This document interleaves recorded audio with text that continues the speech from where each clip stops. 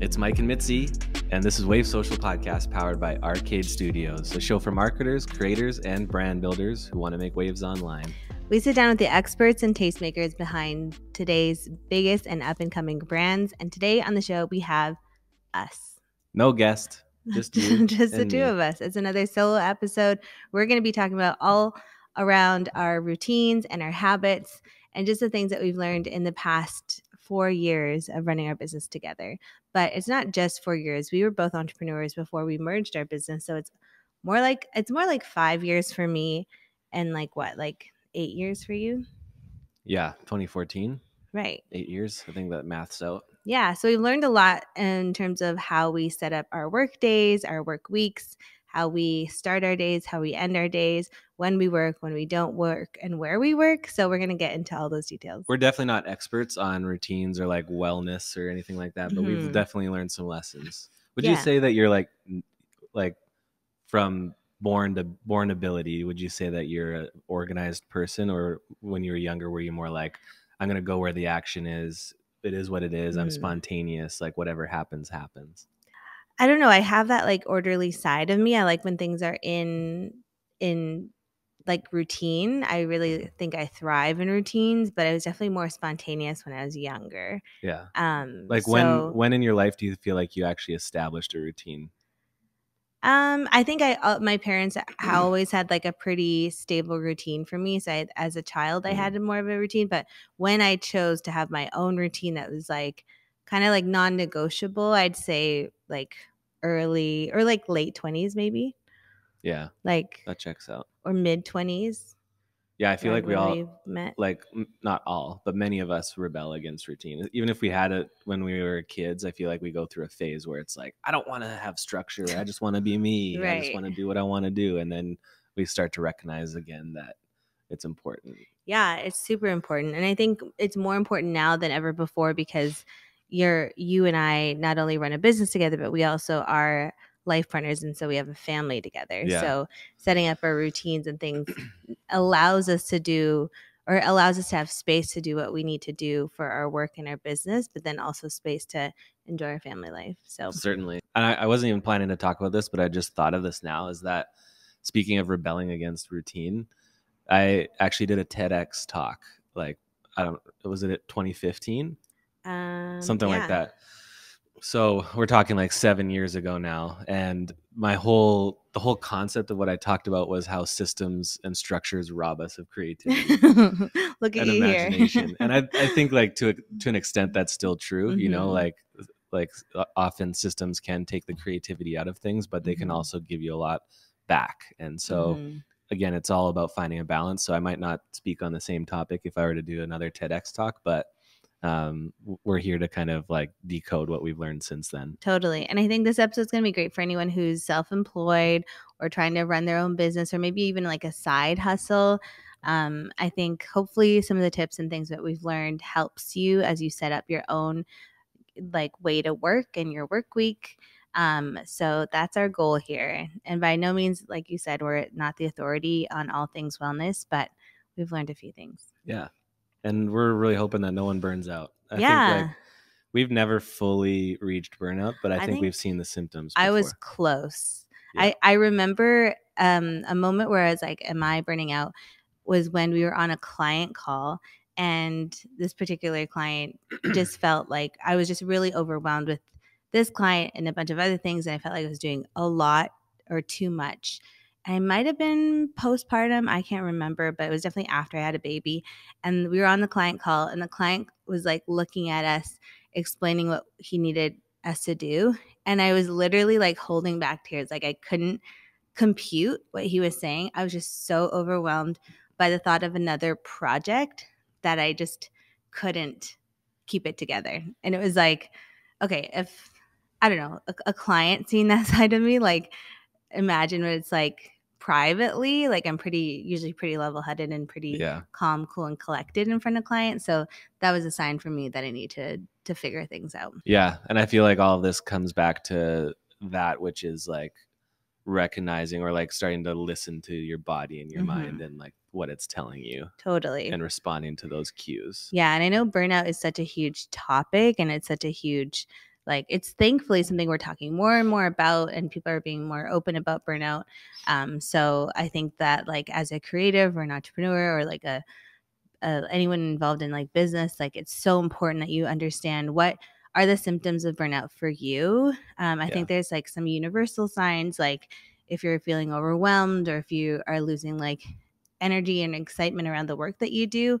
But there it can come and manifest itself in different ways for everyone. So I think we've now learned what those symptoms are for us, or at least me personally. Yeah, I feel like I've become much more in tune with just my own symptoms and like specifically what my body is trying to tell me. And I feel like I reached a point with that as well, like in the middle of COVID when we were just working constantly because our business was growing so constantly. And I used to always work in the evening, and we used to always work on the weekends, and we enjoy doing the work that we do because it's really what we're passionate about. So it's easy to work a lot when we need to, but there just reached a point where I physically could not do work in the evening anymore. No. And that's when I became a morning person, which we'll get into later. Yeah. So should we kick it off? Yeah. Why don't you start us with number one? Okay. The first thing, this is routines and non-negotiables that we've set up in our work life that have helped us, enabled us to stay in our genius zone, let us do what we do well, while also have time and space to pursue other things like family and hobbies and all that good stuff. So first thing we have here is not working on the evenings or weekends.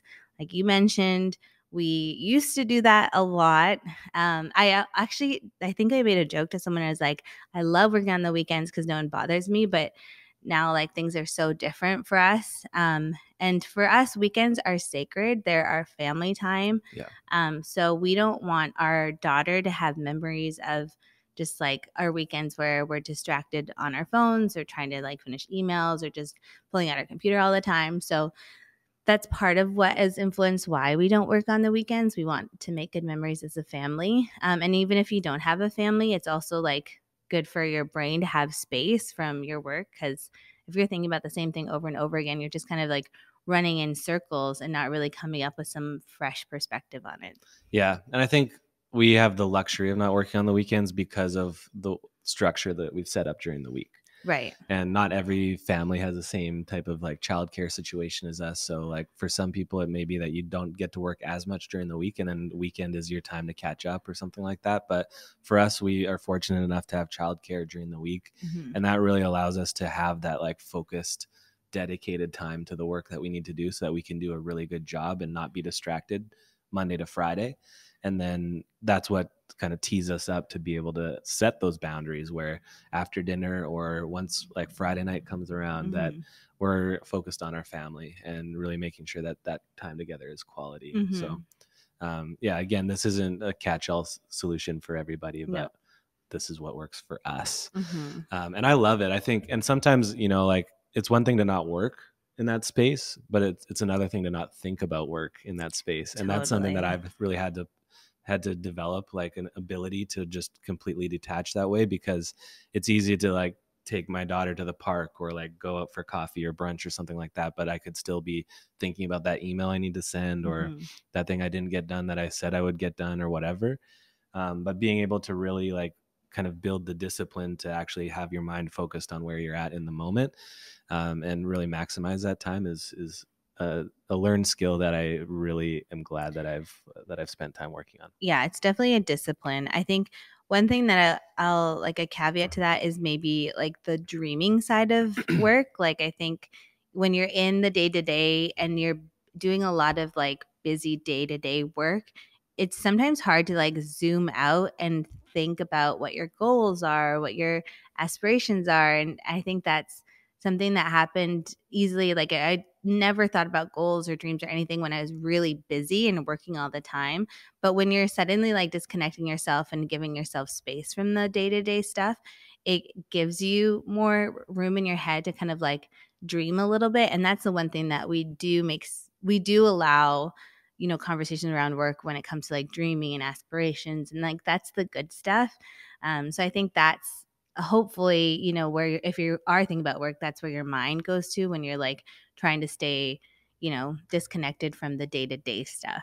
Yeah. Because that stuff still great to think Yeah, about. for sure. I think just the fact that you and I are married and we do business together, there has to be some gray areas. It can't all be like hard black and white boundaries, but and I think that gives us freedom to just like also just share what we're thinking about in that moment too. Like even when we're on a date night or something like that, or we put Elena to bed and now it's just our time, like to not have created a rule that may sometimes feel necessary, but others not, like you're that we not allowed can't to touch talk that about topic. it.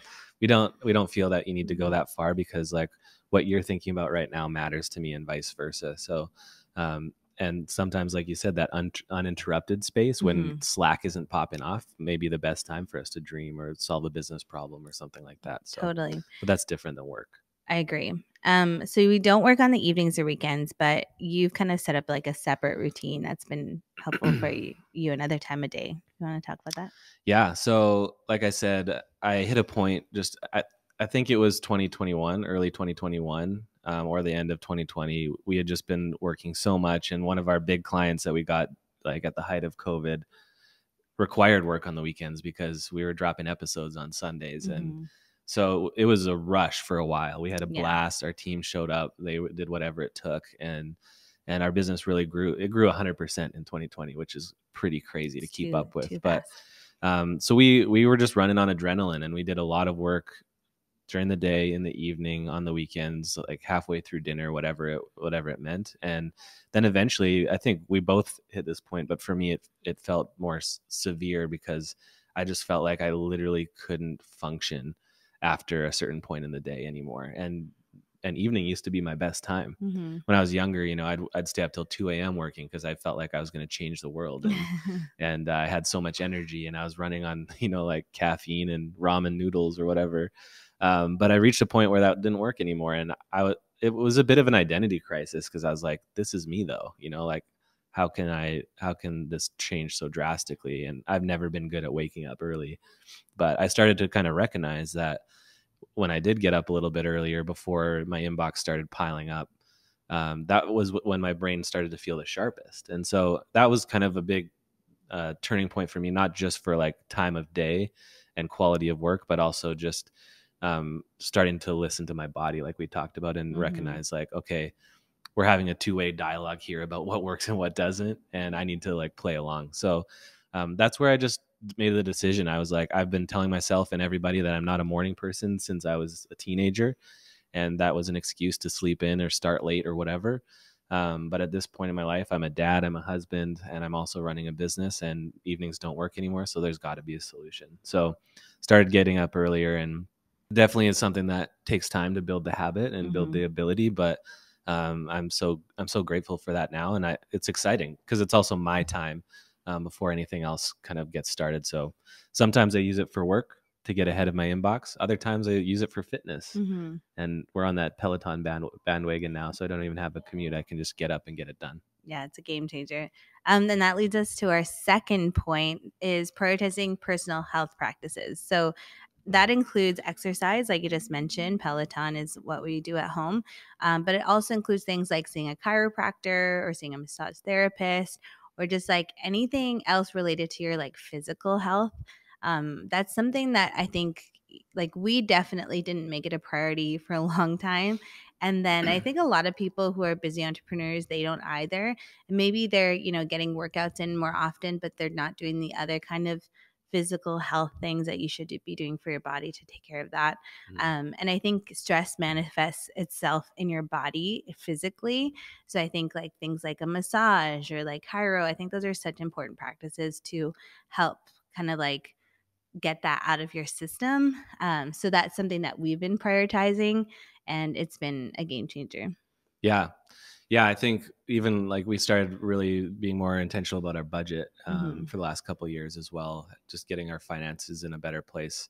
And a big part of it was deciding what our priorities were, and I think aside from like savings and paying down debt and things like that, health needs to be one of your biggest financial priorities. Yeah. And so that's where we have benefits at our business, but we also are willing to invest additional income into things like chiropractor and massage. Yeah, because it's not cheap. No. And supplements and vitamins and all the things like those are not cheap Grass-fed beef, either. wild caught salmon. Yeah, it's like not cheap, but I think it's your body is like your most important asset. Like it's your brain, your body, like they all kind of like feed into each other. So yeah, I think it's worth it.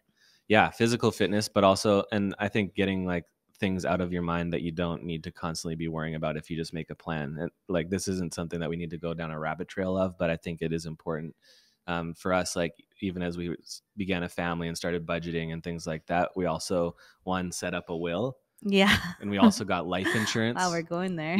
So like even preparing some of those bigger details, they're hard to talk about, and it's like it's one of those things that you just want to avoid thinking about altogether, but it can kind of plague your mind as you have kids and or you go on trips, or like whether you're traveling together or separately, there's always risks there. So even just taking those concerns and dealing with them now so that it's out of our head and we can just focus our complete energy on the things that are right in front of us. Yeah. I'd say if you don't have health insurance, start there. Yeah. But health insurance and then life insurance. Yeah.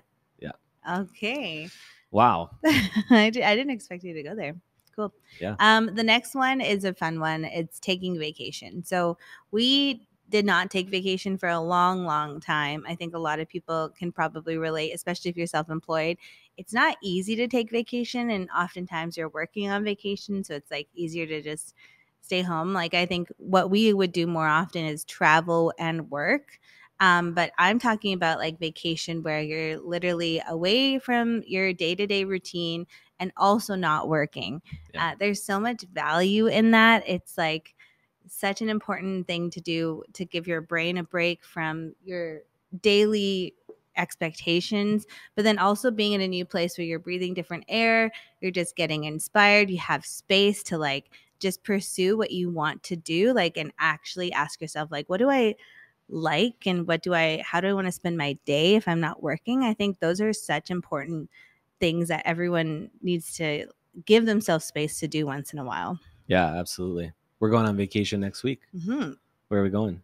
Maui. What's your ideal kind of vacation? Like if we're talking about like recharging and taking the space away from work.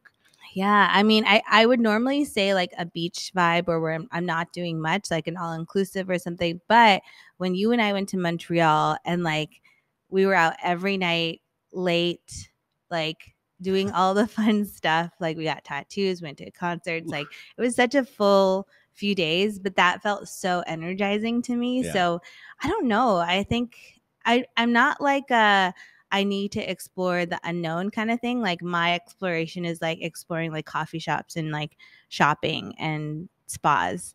But I'm not like, I need to like go on these crazy hikes and like explore the Amazon kind of adventure.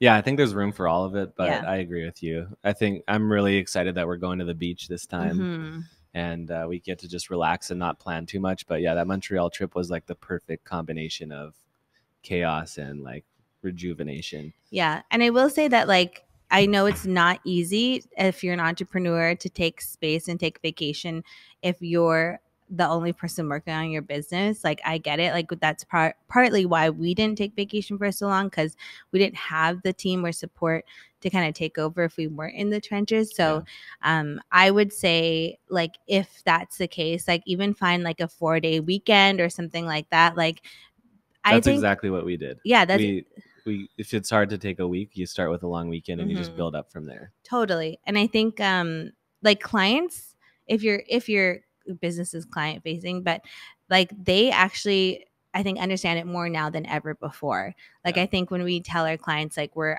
out of office on vacation, like no one bats an eye. Well, maybe a few years ago I would have been like nervous to say that. And it was probably because it was early in our business. It was just me. But like I think it's just kind of a different climate now. Like I think everyone's starting to understand that we all need vacation to do our work well.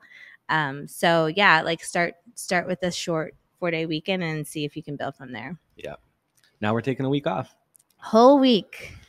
Giddy up. 5 business days. It's I don't know the last time that we did that, but partly just because we can't travel, or we couldn't travel for a while. But totally. It's going to be good. All right. The next one is finding hobbies or passion projects. So vacation is important, but you got to find ways to like keep your energy while you're working as well, just in the day-to-day or like the week-to-week side of your life. So whether it's like a small interruption during your day where you can like just change what you're focused on for a little bit and think about something else, or whether it's something you do when you go home in the evening or before your day starts. Yeah. Hobbies and passion projects, could be even a side hustle, are really important to keeping your brain sharp and keeping you motivated and excited about life. Yeah, it's almost like if you're creative, you're not giving it all away to people who are paying you for it. Because I think there still needs to be part of what makes you special, like in terms of your talent and what you're giving people, that you keep for yourself or you do for yourself. So for us, it's this, well, at least for me, I'll get into your hobbies, but at least for me, it's this podcast. Like this is the space where I can like be as creative as I want and like use my voice and answer to no one. Yeah, answer to no one. And it's like nice to have that, and I'm not giving that all away to every single client. This I keep for myself. Mm-hmm. And I think for you, that's fantasy sports. Yeah, I mean, well, Waves is a passion project for me too. Right. I do report to you, so I still have someone that I answer to. But it is fun. I enjoy it. I enjoy the dialogue and the opportunities to build relationships. That's really exciting for me. But yeah, I really enjoy sports at large. But what really just brought that to another level for me was fantasy sports, and that's something you can do from your phone. It can take you like 5 or 10 minutes here and there. It's just a nice, I call it a brain break sometimes when I feel like I've just been in the trenches for a while and I need to change my attitude. Spend a lot of time on Reddit and Twitter, which I never used to do, but that's just the place you can go down those rabbit trails and get that information you need to make a difference. So yeah, the nice thing is these days, I mean, lifetime I've probably broken even, but these days I'm definitely winning. And making more than I'm spending on it too. Yes. So yeah, this is like, I feel like it's kind of a somber day for you because it's your first day without fantasy sports. I was hoping we wouldn't have to talk about that. Like your basketball fantasy league ended yesterday. Yeah, football was over a while ago, and then I played fantasy basketball as well, and yesterday was the last day. But I ended it on a high note. I won the championship. So and now I have all of your attention. Yeah. I love it. I mean, you usually have all or most of my attention. I don't know if I have all your attention. Date night? Yeah, let's do it. Cool. I got some money to spend now that I won last night. Sweet. So okay, let's get into the next point. Okay. Physical boundaries with work. So we talk about like time, like boundaries from a time perspective, but also physical boundaries, like working from an office versus working from home, I think is an important distinction to make. I feel like you have more of a POV on this than I do. Yeah. So I think if you work from a laptop, which we do, we kind of like took that to our advantage and we can work from everywhere, whether it's a coffee shop or it's bed or like your kitchen table. And that worked for a while. But I think now that we have a family and, a daughter that, we're responsible for me, having the physical boundary of an office has really helped me make sure that I maintain my focus where it needs to be. So when I come to the office and I open up my computer, this is where it's like my work time. It's go time. I'm focused. But then I try not to open up my laptop at home on our coffee table or whatever, because it just kind of like, it's a nice physical boundary for me. And I think with like working from home, everyone was forced to work from home and we were too for a little bit, but just having like a designated space where you're like, this is where I work, but it's not where, I do everything else. Like I think even working from bed, like I just can't do that because to me, it's like bed is for sleeping and whatever, but it's not for and romantic things. Yeah. It's not for working. And maybe that's a hot take and maybe that doesn't work for everyone, but I just think having a physical boundary around your work is an important thing for your just brain. Yeah, your brain has sections and compartments, and so it only makes sense to like give your life that as well, and it just helps you function more effectively. And for me too, I think I want to clarify: if you don't have the luxury of an office, or even like a separate room in your house that could be an office. It's even just like finding a micro way to compartmentalize in the same kind of way. So it could even be like there's a specific chair that you sit in, or there's a specific surface. Like we had a smaller apartment before we moved into our current home, and we didn't have the luxury of a separate room for our work, but we didn't want to invade the living room. We didn't want to invade the dining area, or even, like you said, our bedroom. So for me, I would, if I was working from home, I'd work at the counter, like the kitchen island. And that was like a separate chair, a separate kind of environment that I could keep that the work area. And then if I needed a break, I could move to the living room, or I could go eat lunch at the dining table or something like that. And it just kind of gives you that same kind of separation, even if it is technically in the same space. Yeah, it's almost like setting up a ritual for yourself for when you start your day or you are plan to go to work. You're like going to work by going to that space. Yeah, exactly. It makes a big difference. And it sounds simple, and I think some people might even kind of scoff at it, but give it a try and let us know what you think. Okay, this is the last one. We're cruising. Yeah, are you ready? Yeah, I'm ready. Okay, this one is delegating errands and tasks and prioritizing tasks. So we have someone on our team who oversees a lot of our office and culture tasks. So if we have a birthday, they get the birthday cake, or if we're like, coordinating a happy hour, they get all the like snacks and wine and stuff for everyone. And that has been huge for us because running errands, for the sake of your business can take a lot of time, and it would bottleneck us, and especially me, because that was usually me who was running around and doing that stuff. So just giving myself permission to say, okay, like we can hire someone who can do that for us, because our business needs another side of our energy and another side of our brain to make more of an impact. And it doesn't need me to run around and do errands. So I think the point of this is just finding things that you think you can delegate to other people. If you can't, what's your rule? Like if someone else can do something at 80% as well as you can, you should delegate it. Yeah, it's not my rule. It's something I heard along the way, but yeah, I think it rings true. Yeah. So it might not be errands for you. It might be something completely different. But I think delegating has been huge, especially if you find that you're running out of time to do everything. Who can you have, or who can you bring on to do some of the things that's maybe bottlenecking you? And I think you have to be a little ruthless in this process, because I like doing a lot of the things like creating environments for people and like getting all the little things, like, and I care about details. So for me, getting the exact specific things for like a happy hour or whatever, that was actually fun for me. But just because it's fun, it doesn't mean that I need to do it. So I think that's been a game changer for us, or for me, having someone else on the team to do some of those things, and delegating that is important for me. Yeah. And I think from my perspective too, outside of just hiring a specific person for a specific group of tasks, we need to work delegation into our workflow in general. And that's for anyone on the team, not just us. Because there's always going to be a group of tasks that you're aware of or responsible of that you aren't necessarily the best person to do. And especially as your team grows or as you have more resources, there's likely someone else that is better equipped to do it than you are. So it's not even just that can they do it 80% as well as me. It may be that they can do it 80% better than you. Totally. And in that case, you need to offload that and not just hold it so tightly. So we talk a lot about prioritizing at Arcade, and that's a big part of the way we think about tasks and the day-to-day of our work. So prioritizing can look like my own individual tasks and figuring out what the biggest rocks are, but I may not always even start with those. I may start first with offloading tasks that are high priority but aren't for me to accomplish, and making sure that other people have what they need to get those tasks done before I get into my list and start working on my things, because then we're all working at the same time.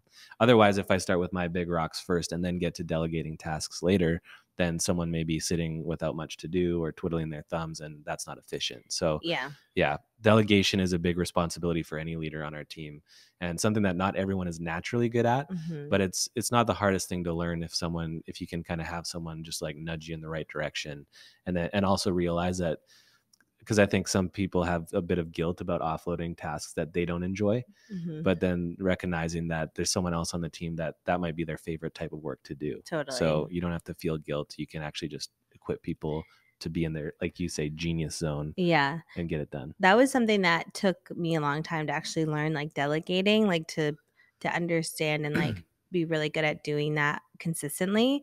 Because I think like I'm a bit more type A in particular, but there's so much freedom. And like you said, like I realized one time we were traveling internationally, and I had one person on my team, and she was suddenly like, a client was asking for a bunch of stuff.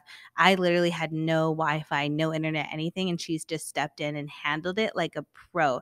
And I was so blown away, and it was like such a good moment for me to understand that like I'm not the only one who can do a good job at things, and sometimes I just need to get out of the way. And even if someone else who's supporting you maybe isn't totally quite there yet, like they could be, if you give them space to do it, and like some training and stuff. So getting out of the way has been a really good reminder for me to like just let the team do what they can do, and support them so that they can learn and grow too. Yeah, absolutely. That's all she wrote. Yeah, those are 6, I guess, tips or practices. 6 routines and practices that we've embraced over time. Hope that it helps someone. Hope that it encourages you, and that you find a way to incorporate some or all of this into your work week. Yeah, and we'd love to hear from you if there's things that you've learned along the way that could benefit us or even just our audience, and slide into our DMs on Instagram or TikTok or wherever, and let us know. Let us know what you're learning. Yeah, thanks for listening.